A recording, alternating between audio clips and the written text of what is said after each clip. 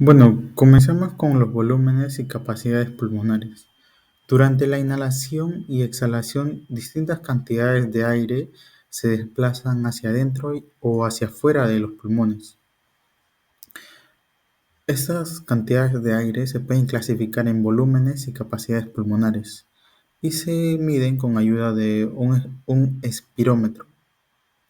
Y los datos que nos proporciona forman el espirograma. El espirograma es este cuadro pequeñito que tenemos aquí. Y bueno, procederemos a explicarlo, ¿no? Comenzamos con el volumen corriente. El volumen corriente se refiere a la cantidad de aire que una persona puede inhalar estando en reposo. Una persona sana puede hacer en promedio 12 respiraciones por minuto. Esto quiere decir que en cada una de estas respiraciones el individuo podrá inhalar 500 mililitros de aire. Cabe resaltar que solo el 70% de este aire inhalado va a participar en el intercambio de gases y el otro 30% se quedará en el espacio anatómico muerto. Ahora pasamos con el volumen de reserva inspiratoria. El volumen de reserva inspiratoria se refiere a la cantidad máxima que una persona puede inhalar, cantidad máxima de aire que una persona puede inhalar. O sea, cuando inhalamos fuertemente, llegamos hasta un punto en el que ya no podemos inhalar más aire.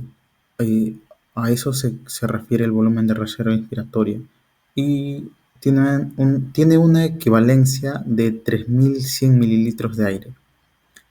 Ahora pasamos con el volumen de reserva inspiratoria. El volumen de reserva inspiratoria es la cantidad de aire que una persona puede exhalar o dejar ir. Y esto equivale a 1.200 mililitros de aire. El volumen residual. Bueno, imaginémonos que una persona deje ir todo el aire que tiene en los pulmones. ¿Qué pasaría con estos? Estos colapsarían, ¿verdad? Y bueno, y si estos colapsarían, la persona obviamente o el individuo obviamente muere. Eh, para evitar esto, existe un volumen residual y este también equivale a 1.200 mililitros de aire. Ahora pasamos con las capacidades pulmonares. Las capacidades pulmonares básicamente son las sumatorias de los volúmenes. Por ejemplo, la capacidad inspiratoria es la sumatoria del volumen corriente más el volumen de reserva inspiratoria y equivale a 3.600 mililitros de aire. Y la capacidad residual funcional eh, es la sumatoria del volumen de reserva expiratoria y el volumen residual, y equivale a 2.400 mililitros de aire. La capacidad vital se refiere a la cantidad de aire que ingresa y sale de nuestros pulmones y equivale a la sumatoria del volumen corriente, el volumen de reserva inspiratoria, el volumen de reserva expiratoria y su valor es de 4.800 mililitros de aire. Y la capacidad pulmonar total es la sumatoria de todos los volúmenes, del volumen corriente, el volumen de reserva inspiratoria, el volumen de reserva expiratoria y el volumen residual, y equivale a 6.000 mililitros de aire. Bueno, cabe recalcar o resaltar que estos valores pueden variar, depende del sexo, de la edad, del estado del paciente o del individuo, y pocas veces también pueden variar en la estatura del individuo. Bueno, eso sería todo referente al volumen y a los volúmenes y capacidades pulmonares.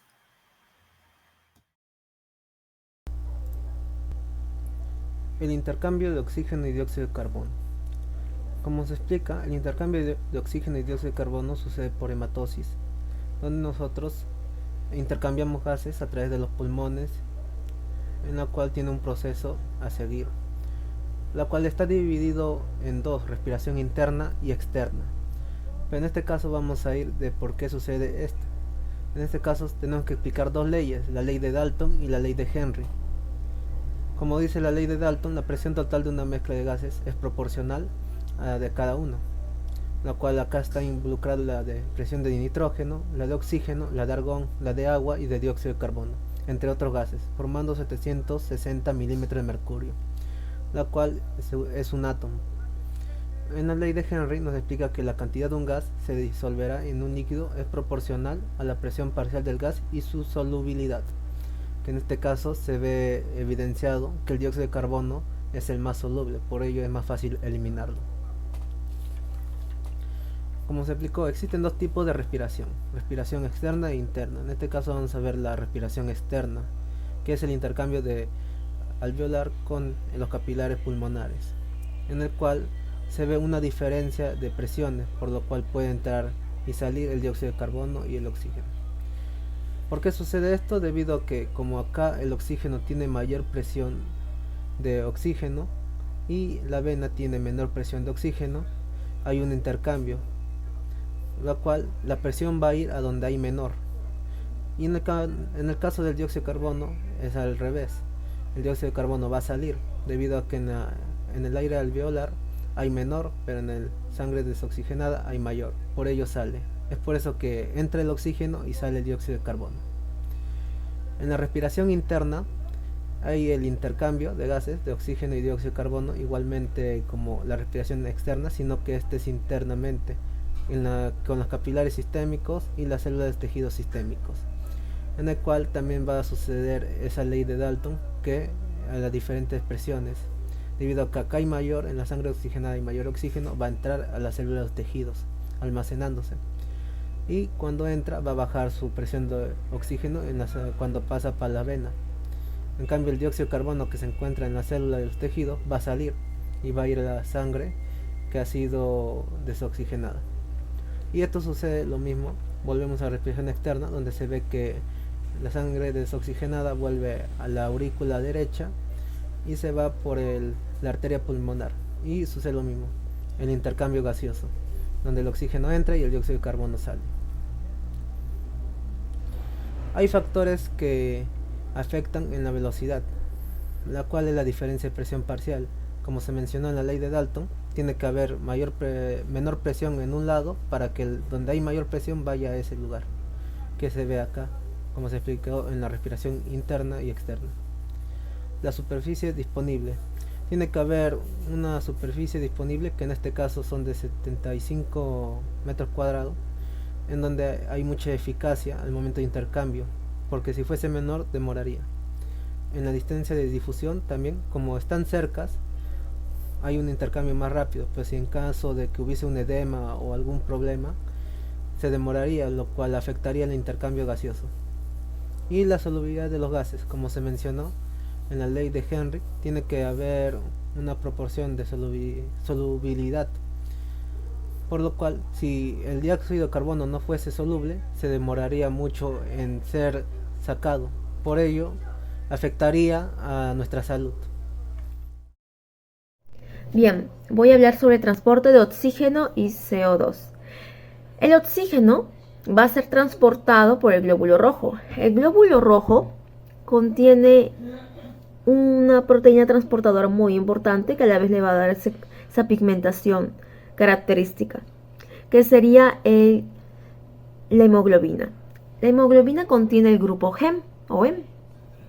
Bien, ahora el oxígeno se va a unir a cada átomo de hierro que está en el grupo Hem. Esto quiere decir que el glóbulo rojo va a estar completamente saturado, porque hay 4 átomos de hierro y a cada átomo de hierro se le va a unir un oxígeno. Esto va a ser un glóbulo rojo completamente saturado. Si solamente fueran 2 oxígenos para 2 hierros, sería parcialmente saturado. Bien, ahora, cuando el oxígeno se une a una hemoglobina, se le va a denominar oximoglobina. Ahora, vamos a ver.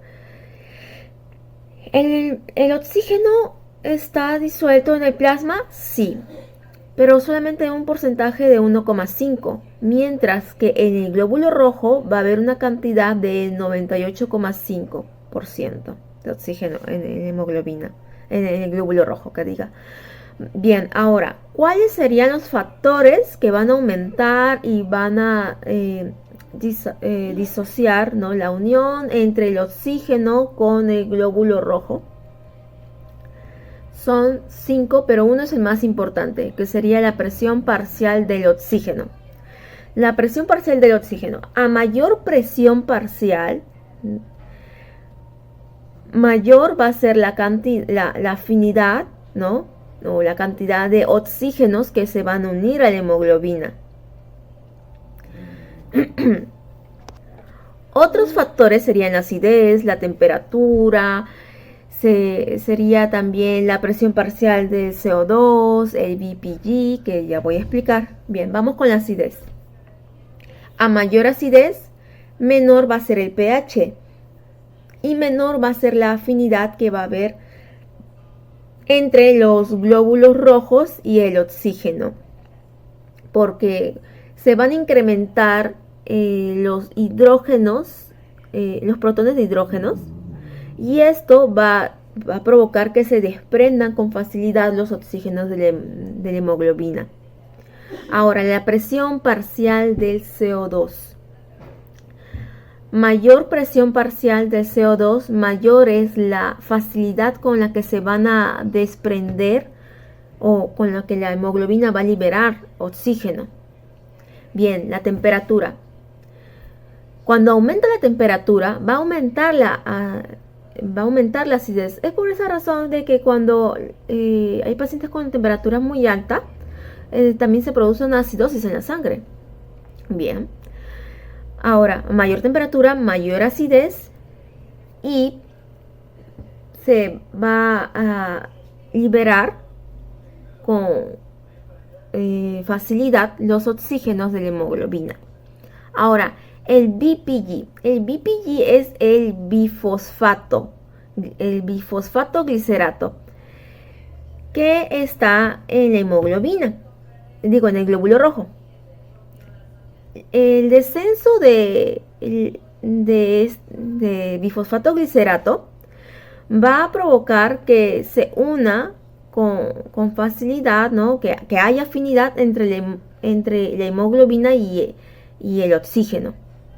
Ahora, vamos a ver sobre el transporte de CO2. Hay 3 formas para que se transporte el CO2. Tenemos el CO2 disuelto, que el 7% del CO2 se va a liberar en el plasma, que va a llegar a los pulmones, que van a ser llevados por el aire alveolar y van a ser exhalados. Ahora, otra forma sería los compuestos carbamino. Los compuestos carbamino, que esto es porque el 23% de CO2 que hay en nuestro cuerpo se va a unir a un grupo amino, formando los carbaminos, y que van a ser transportados y unidos a la hemoglobina. Ahora, tenemos los que son los iones carbonato. Los iones, esto es una forma de bicarbonato que va a ser transportado en el plasma cuando el CO2 se une a una molécula de agua, que esto es a consecuencia de los glóbulos rojos, y pues te va a dar como resultado el H2CO3. Ahora les voy a hablar acerca del control de la respiración. El control de la respiración es como es el control del sistema nervioso en la respiración. Cuando estamos en reposo, las células de nuestro cuerpo utilizan alrededor de 200 milímetros de oxígeno por minuto. Esto puede aumentar dependiendo de la actividad que realicemos, como por ejemplo en un atleta puede aumentar hasta 30 veces. El control de la respiración se puede dar de forma involuntaria y de forma voluntaria, como por ejemplo que podemos controlar la respiración en el momento que cantamos o realizamos ejercicio. El centro respiratorio es un conjunto de estructuras que están ubicadas en el tronco encefálico, en específico en el bulbo raquídeo y en la protuberancia. Esta estructura es la responsable de regular la frecuencia y la profundidad respiratoria. El centro respiratorio está compuesto por diferentes grupos de neuronas que se dividen en dos áreas. La primera, que es el centro respiratorio vulvar, y la otra, que es el centro respiratorio de la protuberancia.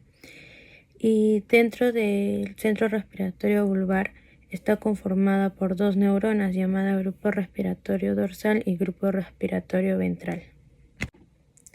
En la regulación del centro respiratorio tenemos los que son los quimiorreceptores. Los quimiorreceptores son células sensibles a los niveles de oxígeno y de dióxido y el pH en la sangre. Cuando los niveles de dióxido aumentan, los niveles de oxígeno disminuyen. Esto hace que los quimiorreceptores puedan enviar señales al centro respiratorio para que puedan aumentar la frecuencia y la profundidad de la respiración.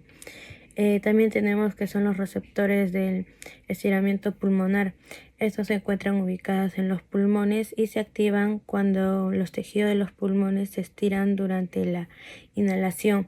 Esta información también es llevada al centro respiratorio para que pueda regular la duración de la inspiración y de la expiración. También tenemos lo que son los reflejos nerviosos, los nervios sensoriales ubicados en los pulmones, en los bronquios y en los músculos del sistema respiratorio envían señales al centro respiratorio para que puedan ajustar la frecuencia y la profundidad respiratoria. Y por último tenemos los factores emocionales, como el estrés, la ansiedad y otras emociones que influyen en la actividad del centro respiratorio, así alterando el ritmo y la profundidad respiratoria. Bueno, como aquí podemos ver, tenemos lo que es la actividad física y el aparato respiratorio. ¿Qué nos quiere decir? Recordemos que lo que es el aparato respiratorio y cardiovascular se ajustan en respuesta a lo que es la intensidad y duración del ejercicio. Como podemos ver acá, recordemos que es la inhalación y la exhalación. Los efectos de esos ejercicios pueden ya ser los efectos del aparato respiratorio. Recordando que nuestro corazón es el que bombea la misma cantidad de sangre a los pulmones hacia el resto del cuerpo. Y así, al aumentar el gasto cardíaco, este también incrementa el flujo sanguíneo de los pulmones, llamado también, como lo conocemos, como perfusión pulmonar. Además, la capacidad de difusión de O2, oxígeno, que mide la velocidad a la cual difunde el oxígeno desde el aire alveolar, como podemos ver, hacia lo que es la sangre. Este puede aumentar cada vez el triple durante lo que es el ejercicio máximo, ya que hay perfusión máxima en más capilares del pulmón, capilares pulmonares. Como consecuencia, hay mayor superficie disponible en la difusión de lo que es el oxígeno, el O2, hacia lo que son los capilares pulmonares. Cuando nuestros músculos se contraen durante el ejercicio, consumimos grandes cantidades de oxígeno. Y estas producen grandes cantidades de CO2, dióxido de carbono, que es notable. Al comenzar nuestros ejercicios, hay un aumento brusco de lo que es la respiración. Este es seguido por lo que es un incremento más gradual. Eh, ya.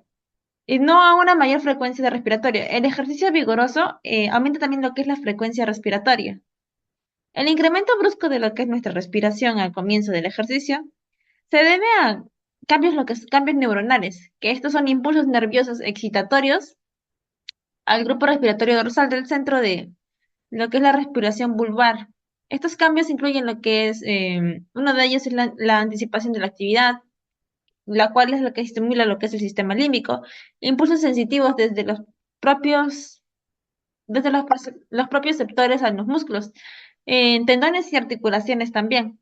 Incluso los impulsos motores desde la corteza motora primaria.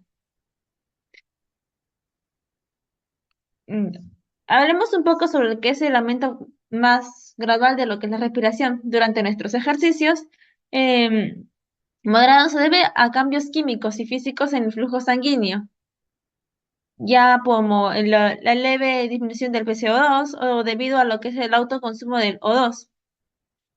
Una disminución brusca de la respiración es seguida de ejercicio, de lo que es nuestra actividad física, más global, hasta el nivel de reposo. La disminución inicial se debe a cambios de factores neuronales al cesar o disminuir lo que es el movimiento.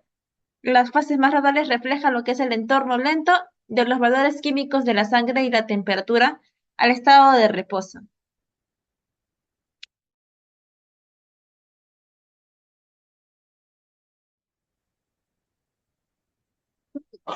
Ahora vamos a explicar un poco sobre las arterias. Por lo que se suministra y toda la región del cuerpo. Bueno, vamos a describir un poco sobre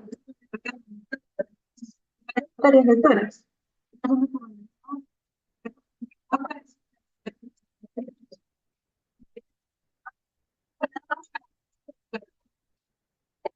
Esta arteria la podemos dividir en varias partes. Izquierdo del corazón arriba, tenemos la aórtica, la aorta ascendente y la aorta torácica. Esta es la continuación del arco aórtico. Luego de ello tenemos lo que se comentó. El arco aórtico tiene tres ramas principales. El tronco brachiocefálico, que se divide en la arteria subclavial derecha, que suministra lo que es al brazo derecho y partes del cerebro. Tenemos lo que es la arteria carótida común, lo que es la derecha, suministra sangre a la cabeza y el cuello. Tenemos, después de ahí tenemos la arteria carótida común izquierda, suministra sangre a la cabeza y el cuello, la subclavial izquierda, que suministra sangre al brazo izquierdo y a partes del cerebro. Luego de ello tenemos lo que es las arterias intercostales. La arteria aorta, la arteria torácica o aorta torácica da origen a varias arterias intercostales. Estas son posteriores que suministran sangre a los músculos intercostales, la piel y la médula espinal. Entonces tenemos las arterias intercostales posteriores, que salen de la parte posterior de la aorta y se dirigen hacia lo que es los espacios intercostales. Luego de ello tenemos las arterias bronquiales. Estas se originan en la arteria aorta torácica, suministra sangre a los bronquios y a lo que son los tejidos pulmonares. Las arterias bronquiales, finalmente hay dos arterias bronquiales izquierdas que fluyen directamente de la aorta torácica y la arteria bronquial derecha que puede originarse en la tercera arteria intercostal posterior derecha. Luego tenemos lo que es las arterias esofágicas. Estas arterias se originan en lo que es la arteria torácica suministrando sangre al esófago. Las arterias esofágicas, en sí, generalmente hay varias ramas pequeñitas que irrigan en lo que es el esófago. Tenemos la arteria torácica interna o mamaria interna. Esa arteria se origina en la arteria subclavia y desciende paralelamente al esternón. Entre ellas tenemos la arteria torácica interna que proporciona ramas para las paredes del tórax y el diafragma de la glándula mamaria. Arteria pericardioefrénica. Esta se origina en la arteria torácica interna, desciende junto a lo que es el nervio frénico, irrigando el pericardio y el diafragma. Esta proporciona lo que es la irrigación del pericardio y el diafragma. Las ramas mediastínicas. Estas son de la aorta torácica y de otras arterias adyacentes. Proporcionan lo que es la sangre a los órganos, a los tejidos del mediastino, como el timo y los ganglios linfáticos. Tenemos las arterias subclavias, las arterias subclavias derecha e izquierda que se originan en el tronco brachiocefálico, como ya se comentó, en el derecho y en el arco aórtico de la izquierda. Y tienen varias ramas importantes por el todo. Arteria vertebral, que sube hacia lo que es el cuello, para irrigar el cerebro.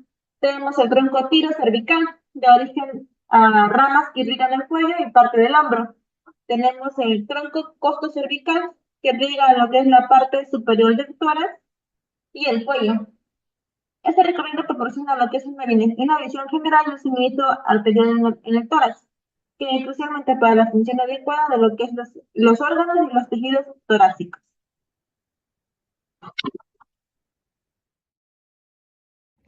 Ahora les voy a mencionar sobre las venas del tórax. Las venas del tórax comenzamos de la parte axilar.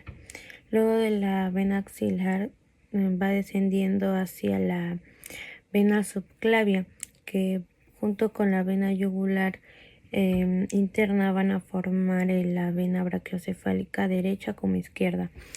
Y después va a seguir descendiendo hacia la vena cava inferior y la vena cava superior. También encontramos las venas torácica interna y las venas torácicas laterales.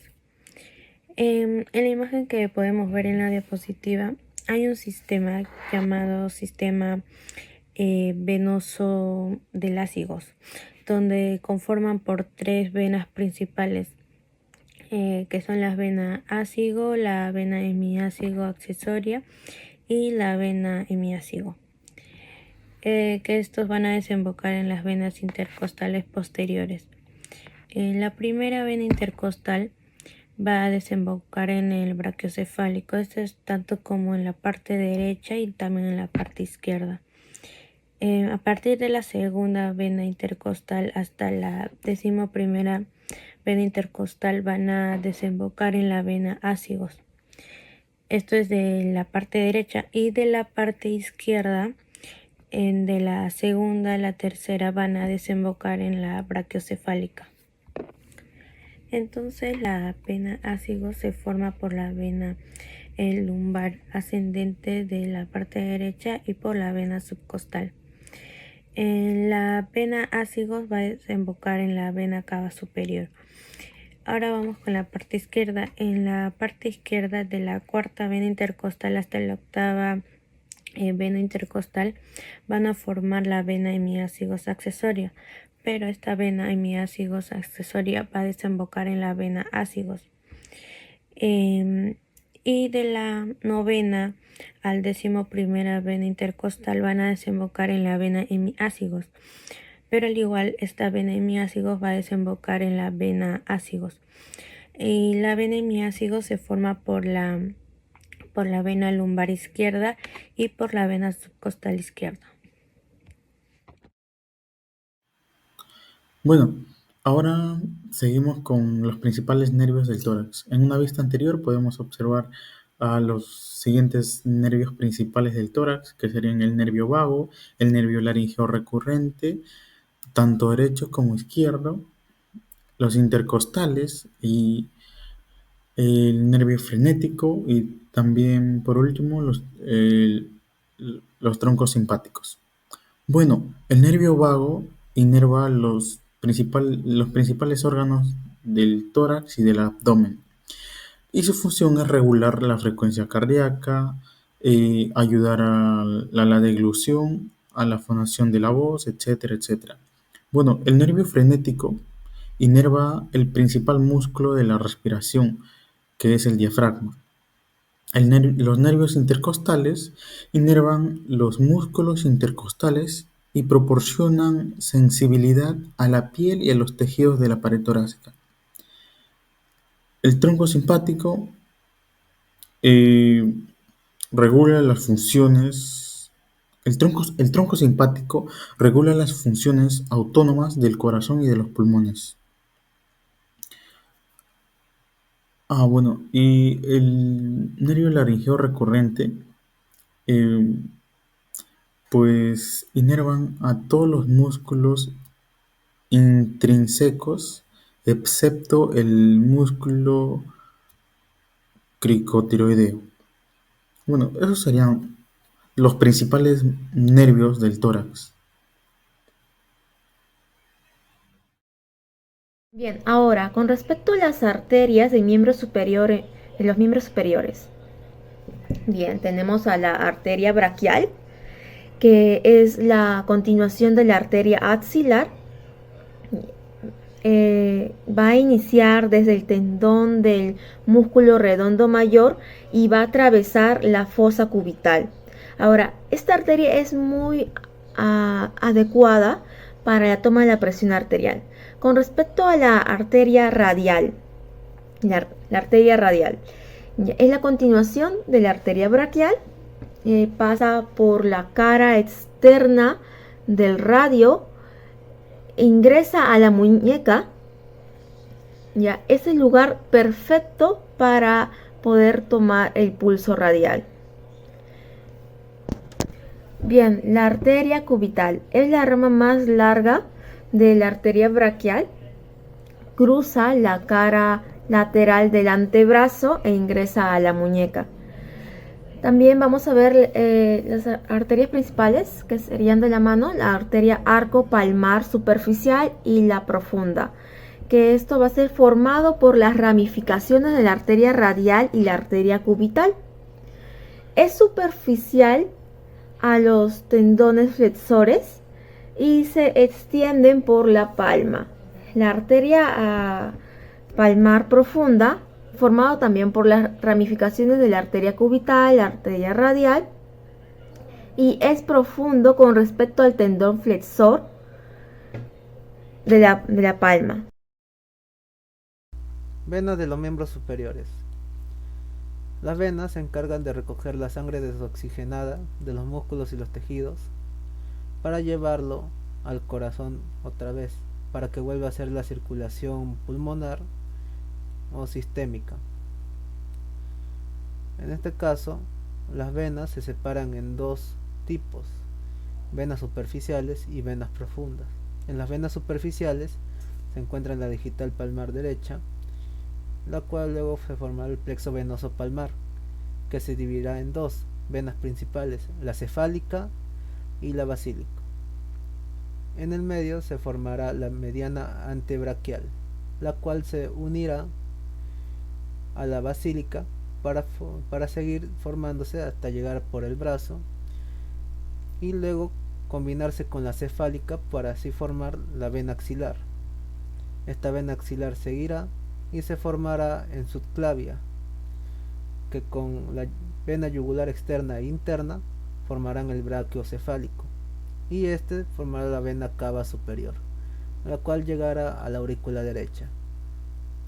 En las venas profundas se encuentran la digital palmar propia, la metacarpiana palmar derecha, la digital palmar común, en el cual se formará también el arco venoso palmar superficial y el profundo. En estos se formarán dos venas, las venas radiales y las venas cubitales, que se unirán para formar la vena braquial, que irá a la vena basílica para así formar la vena axilar y nuevamente formar la vena subclavia, y con la yugular externa e interna formar la brachiocefálica y formar la vena cava superior, y así se recogerá la sangre desoxigenada de los miembros superiores para llevarlo al corazón. Bueno, seguimos con los nervios de los miembros superiores. Hablemos un poco sobre el plexo braquial. El plexo braquial está constituido por 5 raíces: la raíz C4, C5, C6, C7, C8 y T1. Bueno, vamos a dividir el plexo braquial en raíces, troncos, divisiones, fascículos y ramos terminales. Ya expliqué las raíces y ahora, bueno, la unión de estas raíces va a dar forma a 3 troncos: el tronco superior, el tronco medio y el inferior. El tronco superior es la unión de la raíz C4, C5 y C6. El tronco medio es la continuación de la raíz C7 y el tronco inferior es la unión de la raíz C8 y T1. Bueno, cada tronco va a dar va a formar o va a dar pase a dos divisiones, a una división anterior y posterior. Y bueno, estas divisiones van a formar fascículos. Las divisiones posteriores de cada tronco van a formar el fascículo posterior y las divisiones anteriores del tronco superior y medio van a dar forma al fascículo lateral. y la continuación de la división anterior del tronco inferior va a dar forma al fascículo medio o mediano. Y bueno, estos fascículos van a dar inicio o darán a continuación a los ramos terminales, al famoso marmú. M de nervio músculo cutáneo, A de nervio axilar, R de nervio radial, M de nervio mediano y U de nervio ulnar o ahora llamado cubital. Bueno, seguimos. Vamos a dividir estos nervios en ramas cortas y en ramas largas. Seguimos con las ramas cortas. El primer músculo que veremos será el músculo subescapular en las ramas cortas. Es este nervio de aquí que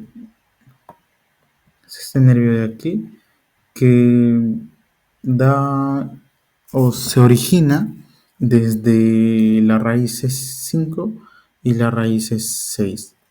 Y bueno, como su nombre lo dice, va a inervar al músculo subescapular y al redondo mayor. Luego tenemos al nervio tóraco-dorsal. Es este nervio de aquí que creo que no puedo apuntarlo con el puntero, pero bueno, es ese nervio de aquí.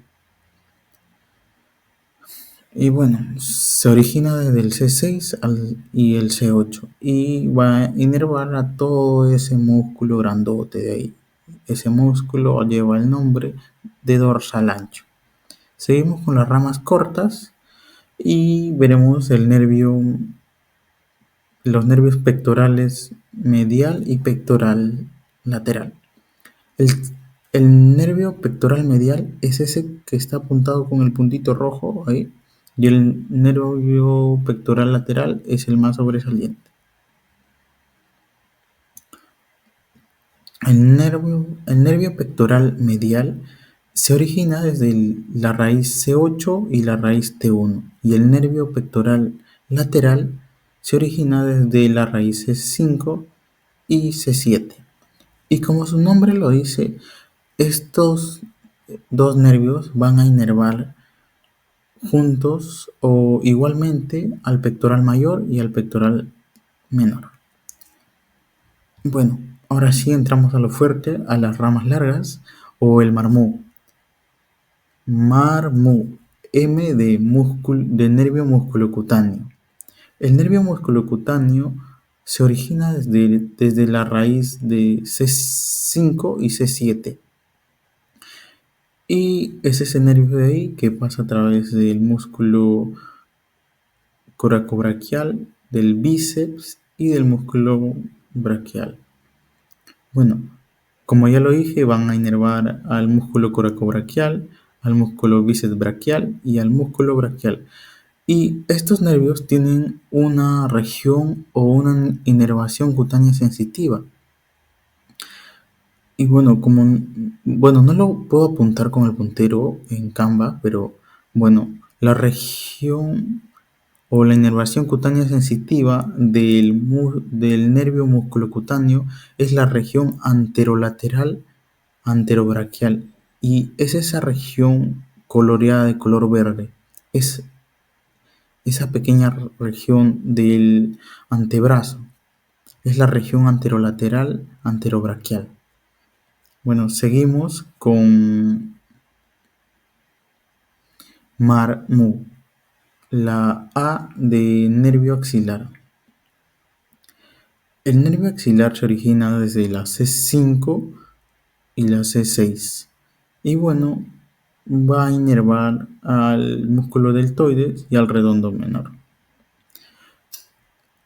Y este nervio también tiene una inervación cutánea sensitiva, que es la región posterolateral del hombro. Es esa región coloreada de color rojo que se ve en la imagen. Pasamos con uno de los nervios más complejos, que es el nervio radial, que se origina desde el C5 a la T1. Y bueno, este nervio inerva a todos estos músculos.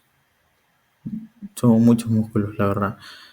Inerva al tríceps braquial, al ancáneo, al braquiorradial, al músculo extensor radial y corto del carpo, al supinador, a los músculos extensores del antebrazo y de la mano, también de los dedos y del meñique, el cubital del carpo, tanto largo como corto del pulgar y del índice, el aductor largo del pulgar también. Bueno, y también tiene su inervación cutánea sensitiva, que esta inervación cutánea sensitiva es un poco más extensa o más grande, por así decirlo, porque ocupa la región posterolateral del brazo, la región posterior del antebrazo y la región posterolateral de la mano. Y está correctamente coloreada en la imagen que podemos ver. Ahí de color verde, color mostaza y de un color mostaza más oscuro. Bueno, seguimos con el marmú en las ramas largas, con el nervio mediano. El nervio mediano. El nervio mediano se origina desde la raíz C7 y T1 del plexo braquial. Y también inerva todos estos músculos, inerva un montón de músculos, como el pronador redondo, el flexor radial del carpo, el palmar largo, el flexor superficial de los dedos, el pronador cuadrado, flexor largo del pulgar, el flexor profundo de los dedos, etcétera, etcétera, etcétera. Y también tiene su inervación cutánea sensitiva, que es más que nada en la región de la mano, en la región anterolateral de la mano, y las porciones de la región posterior de los dedos 1 y 4. Bueno, seguimos con las ramas largas. Y por último tenemos en el marmú la U de ulnar o cubital. El nervio cubital se origina desde la raíz C8 y T1 del plexo braquial y también inerva una muy alta cantidad de músculos, que son el flexor cubital del carpo, el flexor profundo de los dedos, el músculo palmar corto, el aductor del meñique, el flexor del meñique, los oponentes del meñique, los lubricantes 3 y 4, interóseos, palmares y dorsales, aductores del pulgar, flexores, etcétera, etcétera. Bueno,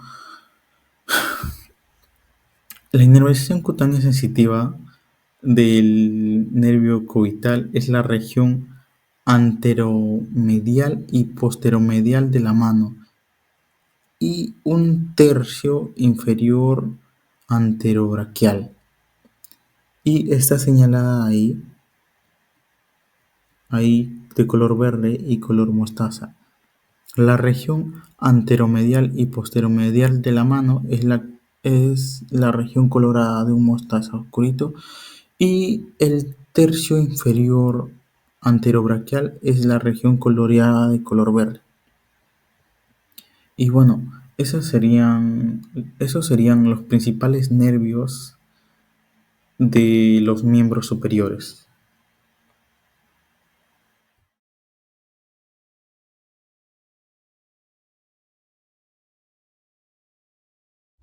Presión arterial. Es la presión ejercida por la sangre cuando fluye por las arterias. Y esta es medida por dos instrumentos muy usados, el estetoscopio y el esfigmomanómetro.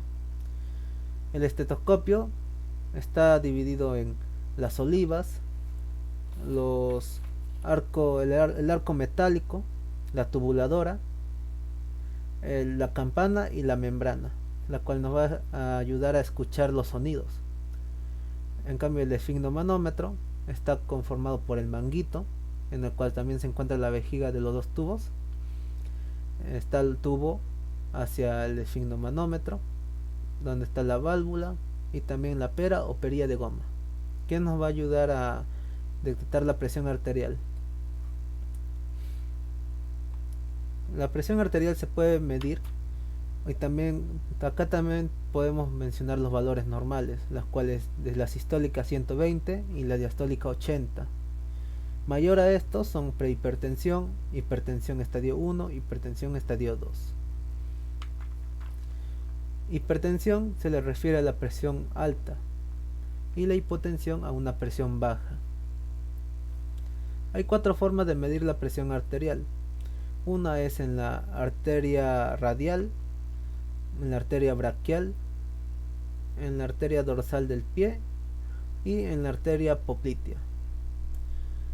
Esto sería en el caso de que en los miembros superiores se encuentre dañado o con quemaduras, ya que tendrían que buscar otro método para poder hallar la presión arterial, aunque siempre va a haber algo menos de lo normal, pero en estos casos es usado. En las fases de Korotov hay 5 fases. El primero es la sistólica, en la cual se escucha un golpeteo y es el primer sonido, y en la fase 2 se escucha un arrastre, seguido de la fase 3 un golpe más suave que da inicios como está el pulso y se va escuchando así como golpecitos despacios.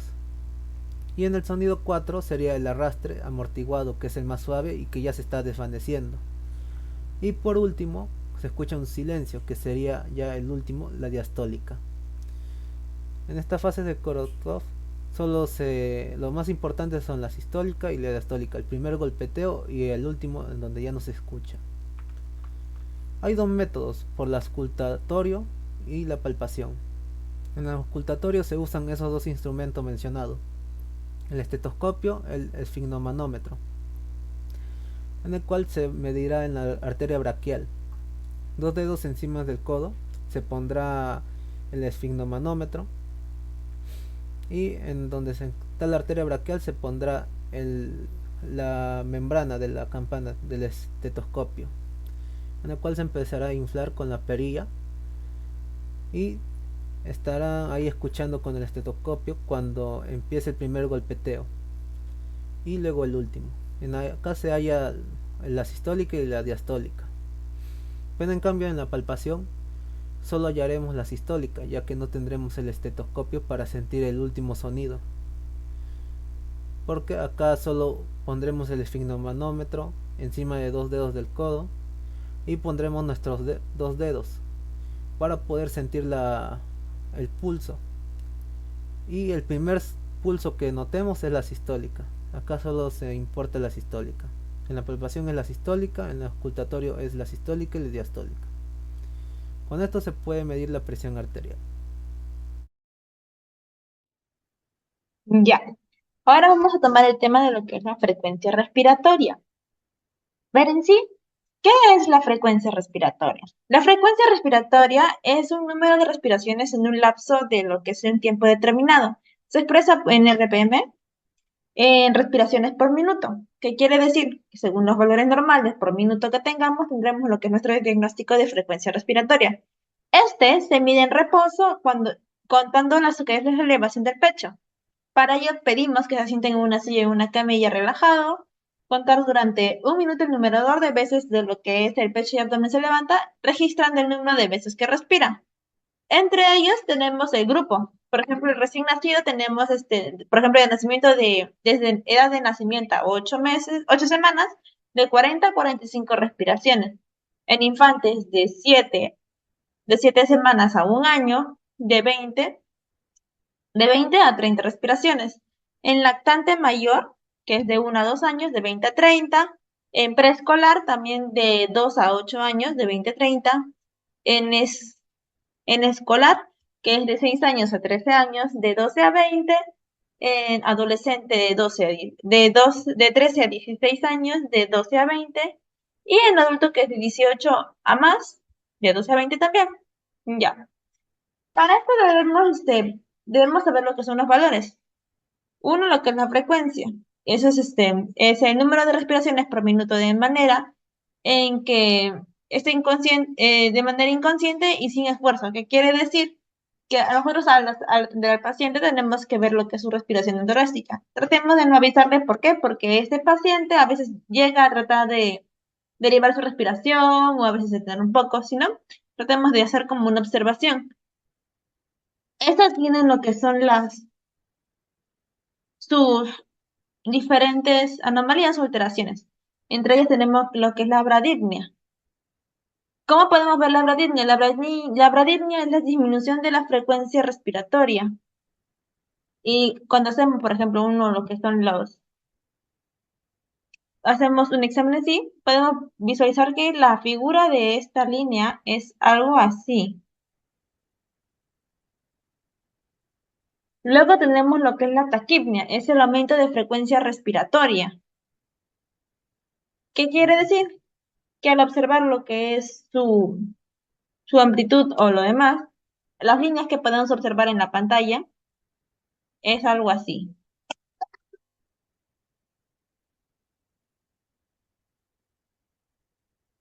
Como pueden ver, tiene más ondas, y quiere decir que está con taquipnia. Luego tenemos lo que es la hiperapnea, que es la suspensión de respiración por minuto. Y tenemos la eupnea, que es de 12 a 19. ¿Qué quiere decir? La eupnea es la respiración normal o fácil, que es de 12 a 20 respiraciones. Y lo que es la apnea es cese al flujo del aire de menos de 20 segundos por duración. Entre esto también tenemos la hiperpnea, que es la frecuencia respiratoria normal y el aumento de profundidad respiratoria. Y quiere decir un incremento de causa de demanda, si hay un incremento es a causa de una demanda de ejercicio, altitud o anemia. Este se puede visualizar así, normal. Luego lo que tenemos que valorar es lo que es el ritmo. El ritmo es el intervalo del tiempo de entre cada respiración. Es normal que la respiración sea más corta a lo que la expiración. La relación es de 1 a 3. En un segundo inspiro, 3 segundos expiro. Ahora vamos a ver las líneas. Ya. Estas alteraciones tenemos el Cheyne-Stokes, que es periodos de apnea, movimientos respiratorios insuficientes. Tenemos a ver, el Cheyne-Stokes. Entonces, ¿qué quiere decir eso? Es el periodo de apnea. Es un periodo de apnea que tenemos acá.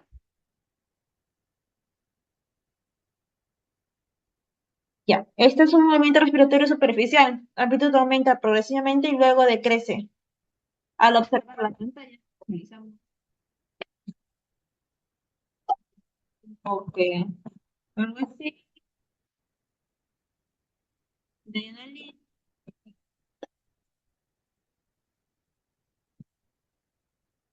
Luego de eso tenemos el BIOT, que es una respiración irregular en los periodos de apnea. ¿Ven? Ponemos acá. Este era el Cheyne-Stokes.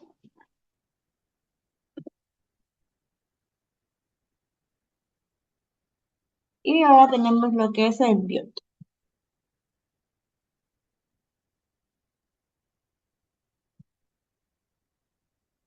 El BIOT, como dijimos, es una respiración de irregulares con periodos de apneas variables, respiraciones profundas, de profundidad de variable. En su expresión más extensa se denomina respiración atáxica.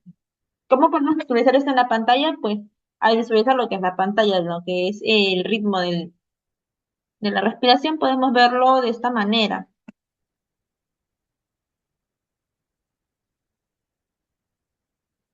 Y ahí tiene un periodo de apnea y vuelve otra vez.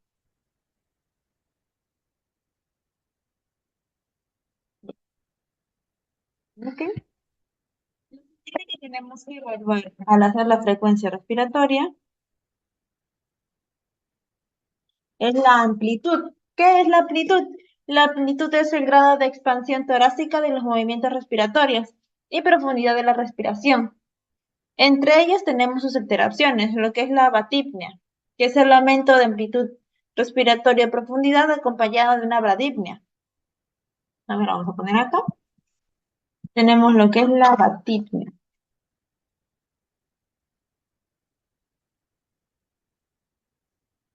Y este es un aumento de lo que es la amplitud de la respiración profunda.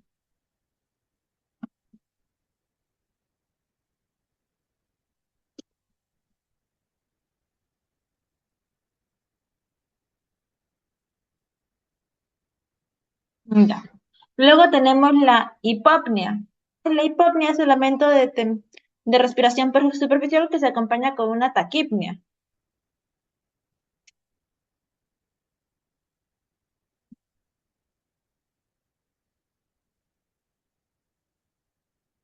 A ver. Acá tenemos la hipopnea.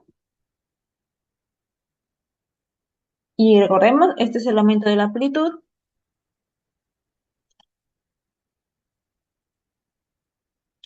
de lo que es la respiración superficial,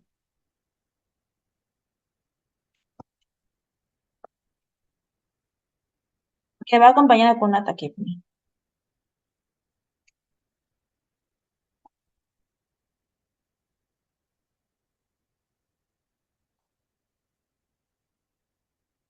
Luego tenemos el Kussmaul. Estas son las respiraciones profundas, regulares y de gran secuencia sin intervalos. Bien. Para poder terminar con lo que es este lado, tenemos lo que es la apnea. Como ya vimos, es una suspensión de la respiración por minuto. Esta es la ausencia de la respiración por un tiempo determinado. Leve, porque mayormente se puede visualizar este tema, es de 0 a 5, de 0 a 5, 15 por hora. Entre moderados tenemos entre 15 a 30 por hora, grave o severo de mayor de 30 por hora. Seguimos. Luego de ello, en la respiración, en las frecuencias respiratorias también podemos ver lo que es la saturación de oxígeno. Vamos a quitar este texto.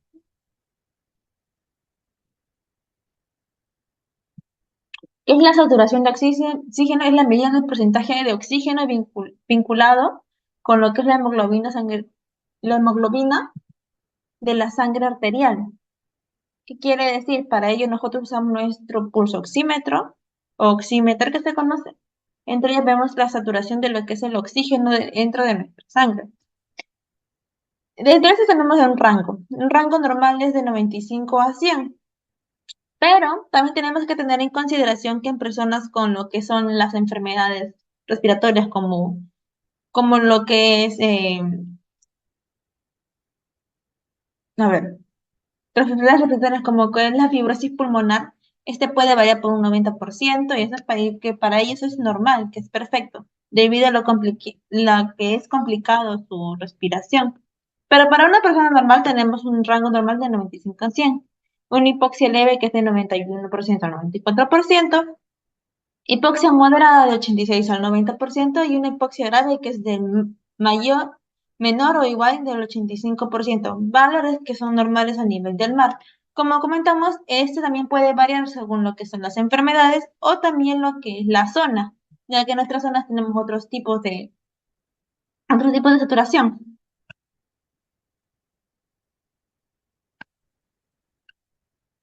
Bien. Esto es importante tomar en cuenta lo que es el factor geográfico, debido a que a mayor altura, menor concentración de oxígeno en el aire.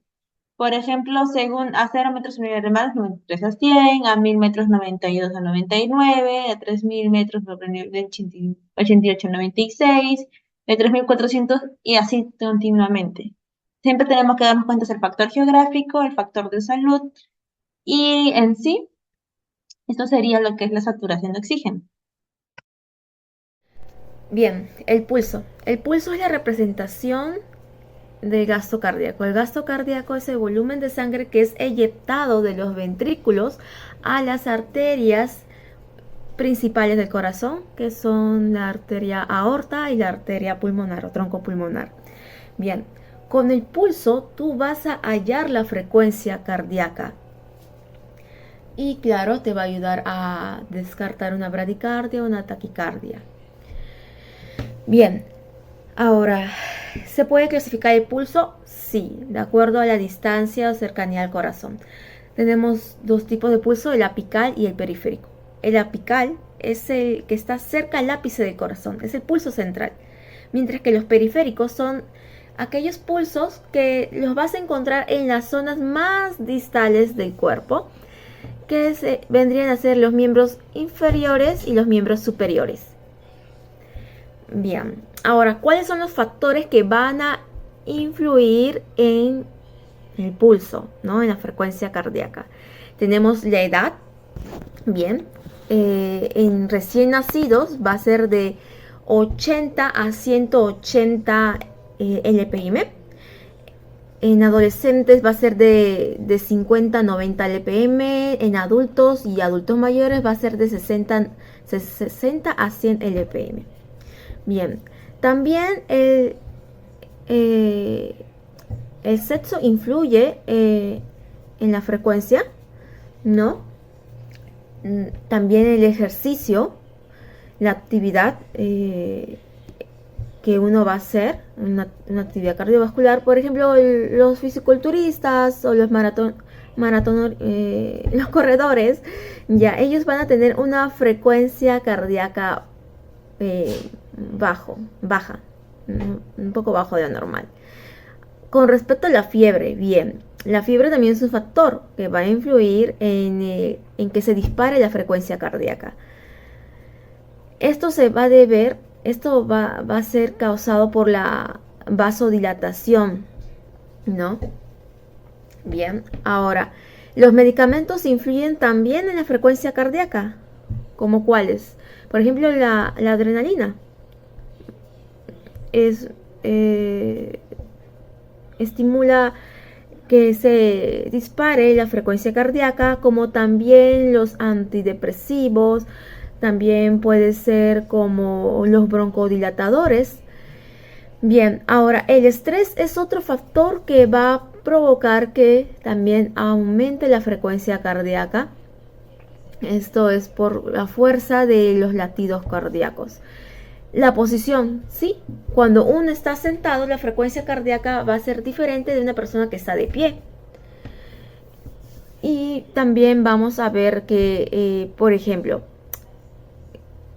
que en ciertos lugares, cuando uno está sentado, la presión arterial como que va a bajar un poquito, o también va a subir la frecuencia cardíaca. Ahora, con respecto a otro factor que se tiene que tener, que no hay que descartarlo, serían las patologías, las enfermedades. Hay enfermedades que aumentan y disminuyen la frecuencia cardíaca, como por ejemplo las patologías cardíacas, las patologías respiratorias también pueden afectar el pulso. Bien, las localizaciones del pulso. Bien, el pulso podemos ubicarlo en la cabeza, el pulso temporal, que esto es por la arteria temporal, ya. Va a ser usado normalmente cuando no puedes hallar el pulso radial. Ahora, otro pulso que ubicas es el carotidio, que esto es por la arteria carotidia. Ya, vas a ubicarlo en caso de shock o para poder verificar, ¿no? Corroborar si hay buena irrigación hacia el cerebro, ¿no? El pulso apical. El pulso apical, que está en el vértice del corazón, ya. Mayormente lo utilizan en los lactantes y en los niños menores de 3 años. Ahora, el pulso braquial. El pulso braquial. Bien. Está en la cara interna del bíceps. Lo usas para medir la presión arterial. Y también esto lo vas a utilizar, vas a hallarlo en casos de una parada cardíaca o que no puedas hallar, ¿no?, el pulso radial. Bien, el pulso radial está en la cara interna de la muñeca y es el que mayormente, el que siempre se utiliza. Bien, tenemos el pulso femoral, que lo vas a ubicar por la arteria femoral en el muslo, cerca al ligamento inguinal. También tenemos el pulso popliteo, que va a estar en la parte posterior de la rodilla, que es por donde pasa la arteria poplitea. Bien, ahora también tenemos el que es el pulso tibial. Ya está en la superficie medial del tobillo, por donde pasa la arteria tibial. También tenemos el pulso pedial. En la es por donde pasa la arteria pedial dorsal. Ya está entre, vas a ubicarlo más o menos entre el primer y segundo dedo, por ahí, en la parte central, más o menos. Ahora, no he explicado cómo vas a hallar el pulso. Bien, es lo más importante. Para hallar el pulso solamente tienes que utilizar, de acuerdo con Cossier, nos dice que debemos utilizar las yemas de los 3 dedos centrales y pasarlo, ¿no?, hacer una ligera presión y solamente esperar y sentir, ¿no? Hacer una ligera presión. Ahora, en casos de pacientes que tengan hayan realizado alguna actividad física, pues lo ideal es que se debe esperar de 10 a 15 minutos. Claro, solo en el caso que hayan realizado una actividad física, ¿no? Como correr, subir escaleras. Obviamente que si vas a valorar el pulso con una persona que acaba de correr o una persona adulto mayor que ha subido las escaleras, pues el pulso va a estar acelerado y vas a hacer una valoración inadecuada, incorrecta. Bien, ahora, ¿cuáles son las características del pulso? Tenemos el ritmo, la frecuencia, la amplitud y la igualdad. Ahora, el ritmo es un patrón de latidos que vas a determinar si es irregular o es regular. La frecuencia va a ir desde 60 a 100 LPM, latidos por minuto, es el valor normal, el rango normal. Ahora, mayor a esta frecuencia, mayor de 100, se va a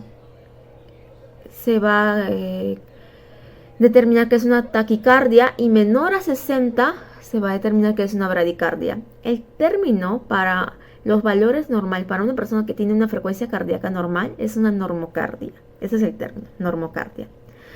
Bien, la amplitud es la fuerza del torrente sanguíneo en cada latido.